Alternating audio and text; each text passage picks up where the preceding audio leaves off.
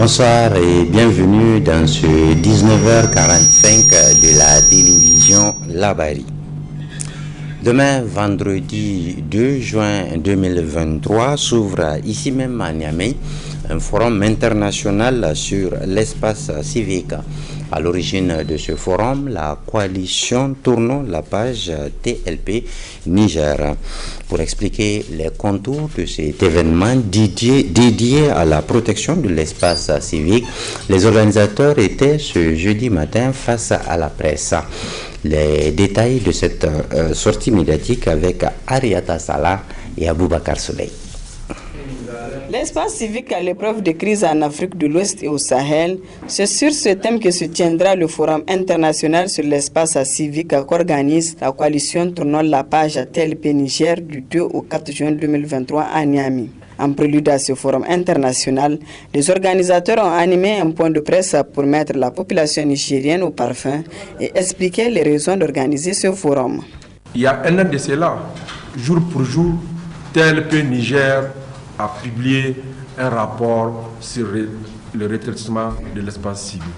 Ce rapport était intitulé « L'espace civique au Niger en voie d'extinction ». Et les mêmes comportements continuent. Et c'est pour cela que nous avons décidé d'organiser une rencontre d'échange avec des universitaires, avec des activistes, des défenseurs des droits de l'homme, des acteurs de la société civile et tous ceux qui sont intéressés par rapport à l'espace civique afin de réfléchir pour trouver des solutions qui asseyent surtout l'Afrique de l'Ouest et le Sahel. Nous parlons de l'espace civique et nous venons d'apprendre qu'un de nos collègues, un de nos camarades, le coordinateur TLP Guinée, se vit empêché d'embarquer dans l'avion. Et vous voyez le comportement de nos dirigeants qui ne veulent pas une ouverture de l'espace civique. Que ce soit des semblants démocrates qui se disent faire élire par des urnes, que ce soit des militaires qui arrivent au pouvoir, ils ne veulent plus à ce que les citoyens aient un mot à dire par rapport à la cité. Quels sont les objectifs visés par ce forum international et quels seront les animateurs de cette rencontre? Le coordinateur du forum international sur l'espace civique répond. L'objectif de ce forum, évidemment, c'est de rassembler tous les acteurs, vous savez, les principales victimes de la restriction de l'espace civique. Ce sont les acteurs de la société civile, ce sont les défenseurs des droits de l'homme, ce sont vous aussi. Donc, nous avons décidé, évidemment, de nous retrouver à Niamey avec tous les acteurs de la société civile. C'est un forum d'échange, de partage, de témoignage surtout, ici à Niamey, avec une participation des praticiens de droit, des magistrats, des éminents magistrats et avocats. Vous avez des enseignants-chercheurs, des doctorants et des acteurs de la société civile et défenseurs des droits humains. Durant 3 jours, du 2 au 4, nous allons nous pencher sur cette question-là pour créer la synergie d'action à même de protéger l'espace. Comme participants, nous avons TLP Mali, nous avons TLP Togo, nous avons TLP Côte d'Ivoire, nous avons TLP Gabon, nous avons TLP Guinée. C'est le camarade guinéen qui a été empêché d'embarquer à la dernière minute. Nous avons TLP Tchad. Ce forum international sur l'espace civique est financé par Voice à travers Oxfam, Common Ground et TLP International. L'évaluation dialogue sur la justice et la sécurité est terminée. Cette évaluation, les travaux ont d'ailleurs fait l'objet d'un atelier de restitution sous l'égide du président du conseil de ville de Niamey, Oumarou Moumouni Dogari. Cet atelier est organisé par le réseau d'appui aux initiatives locales en partenariat avec l'Institut des États-Unis pour la paix. Les détails avec Nafissatou Yahya et Chebou Kisson. Organisé par l'ONG Réseau d'appui aux initiatives locales RAI, avec l'appui financier de l'Institut des États-Unis pour la paix, Égypte, Les travaux de cet atelier vont permettre aux participants de faire la restitution des résultats de l'évaluation dialogue sur la justice et la sécurité JSD. À son arrivée au Niger, l'Institut des États-Unis pour la paix a tout d'abord y amené une étude de base sur la situation sécuritaire dans laquelle certaines communes du Niger végétaient et in fine, c'est l'arrondissement communal Niamey 5 qui a été retenu pour bénéficier du programme faisant de la commune la zone pilote du projet depuis 2017. Et depuis lors, des activités sont régulièrement menées pour et par les bénéficiaires eux-mêmes et nous pouvons, à titre d'exemple, retenir entre autres l'organisation de plusieurs sessions de formation pour le renforcement des capacités des acteurs locaux afin de les rendre aptes et autonomes dans la conduite efficace mais aussi durable des initiatives locales de paix et de sécurité selon l'approche JSD. L'organisation des sessions de dialogue entre les représentants des forces de sécurité et les communautés pour identifier et analyser les défis sécuritaires récurrents et proposer des solutions à travers des plans d'action. Ainsi, toutes les analyses et les solutions proposées par les communautés ici des séances de dialogue ont conduit à l'élaboration d'une stratégie communale de sécurité communautaire, faisant ainsi de l'arrondissement communal Niamey 5 la seule commune du Niger dotée d'un plan local de sécurité et par conséquent la commune avant-gardiste du développement de l'approche de sécurité de proximité au Niger. En ouvrant les travaux de cet atelier, le président du conseil de ville de Niamey a salué cette initiative qui vise à relever les défis sécuritaires à travers les collectivités territoriales. Conscient de la responsabilité des collectivités territoriales à promouvoir la sécurité à la base, je n'ai pas hésité un seul instant à vous recevoir dans mon bureau pour échanger sur les perspectives du programme ainsi que notre vision globale de la sécurité au niveau de notre entité administrative. Depuis lors, les échos que nous recevons régulièrement de l'état d'exécution du programme nous réjouissent à plus d'un titre, car cela contribue à la mise en œuvre du document cadre de la politique de développement de la ville de Niamey. Pour cela, soyez-en remerciés et rassurés de tout notre soutien pour les efforts que vous ne cessez d'apporter à travers une telle initiative pour le bien-être de nos populations. Le même soutien, vous l'avez des autorités nationales, au premier rang desquelles le président de la République, chef de l'État, son Excellence M. Mohamed Bazoum, qui fait de la sécurité l'une des priorités de son programme de Renaissance Acte 3. Pour rappel, le programme de dialogue sur la justice et la sécurité JSD de l'Institut des États-Unis pour la paix, UGIP, est un programme qui vise comme objectif de contribuer à améliorer la sécurité à travers le renforcement des relations de confiance et de collaboration entre les citoyens et les services de sécurité. Parlons maintenant de la caravane de presse paix, gouvernance et cohésion sociale initiée par le Sahel, collaboration et communication de l'USAID. Une caravane qui s'était proposée de mesurer l'impact des projets de l'USAID dans les régions d'intervention que sont Maradi, Zender et Tillabéri. Hamza Sakou.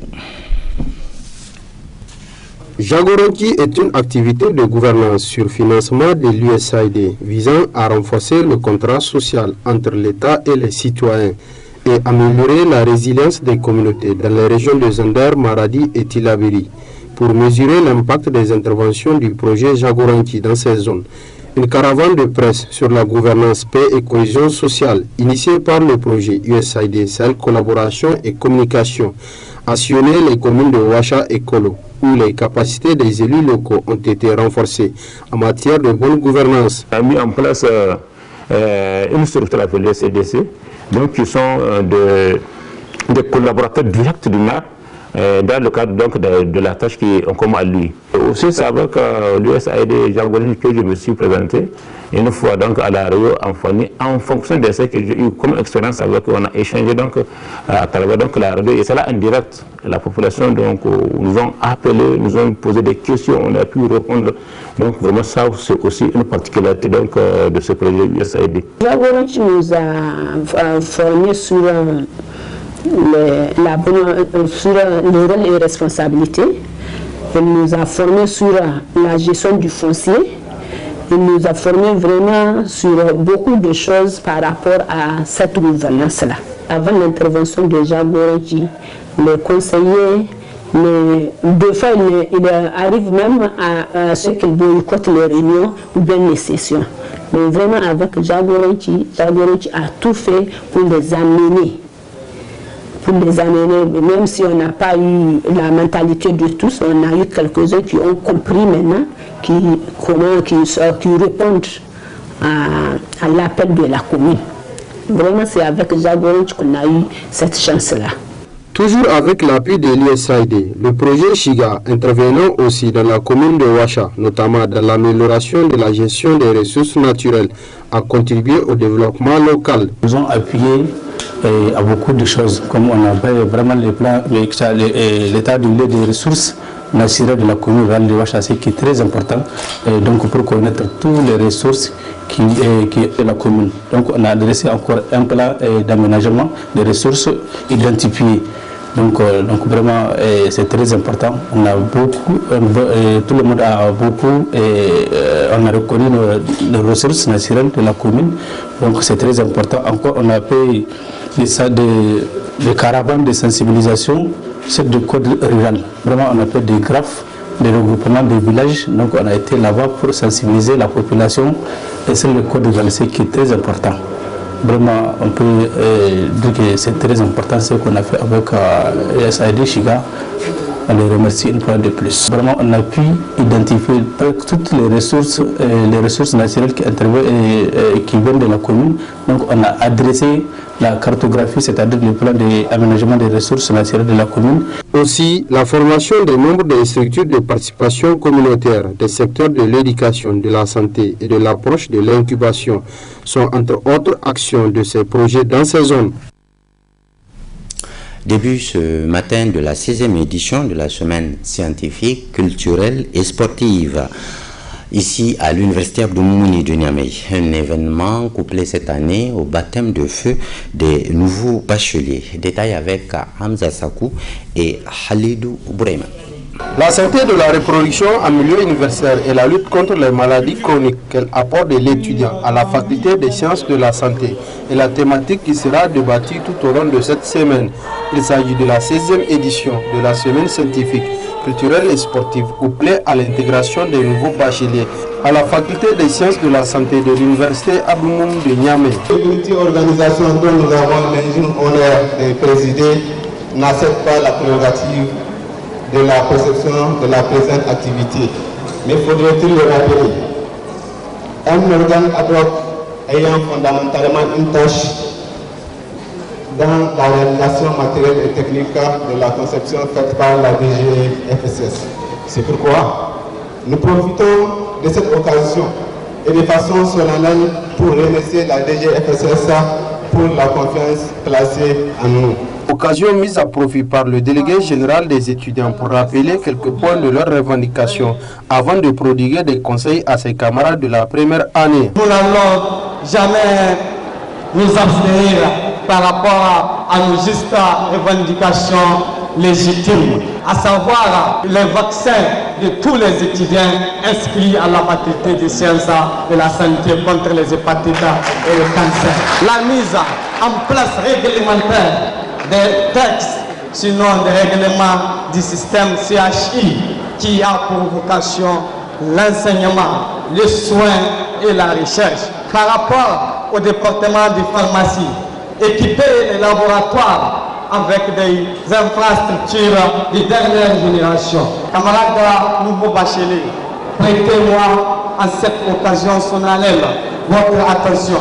Sachez que si vous êtes intéressé à la médecine, pour que plus tard car vous gagnez de l'argent, vous devenez riche. Sachez que vous êtes trompé de destination et de faculté. Mais si vous voulez sauver des vies et faire des sauvetages votre vocation, alors sachez que votre place est à point nommé. Quant au doyen de cette faculté des sciences de la santé, c'est un sentiment de fierté qu'il anime avant d'informer les étudiants des avancées majeures enregistrées de l'amélioration de leurs conditions d'études. Probablement à partir de l'année prochaine, on va aborder de nouveaux programmes harmonisés de l'Organisation ouest-africaine de la santé, qui va être le programme harmonisé dans tous les pays de l'Afrique de l'Ouest. Donc ce programme va permettre d'avoir un médecin complet qui peut intervenir dans beaucoup de pays. La section pharmacie aussi a dans le programme harmonisé qui va aussi être implémenté dans les années à venir. N'oubliez pas, nous avons eu aussi l'accord de l'État nigérien. Nous avons déjà déposé le projet pour ouvrir la section dentaire. Des animations culturelles, des sketchs et défilés des communautés dont regorge la faculté des sciences de la santé ont rehaussé l'éclat de cette cérémonie, marquée surtout par la remise des témoignages aux administrateurs de cette faculté pour leur bonne collaboration.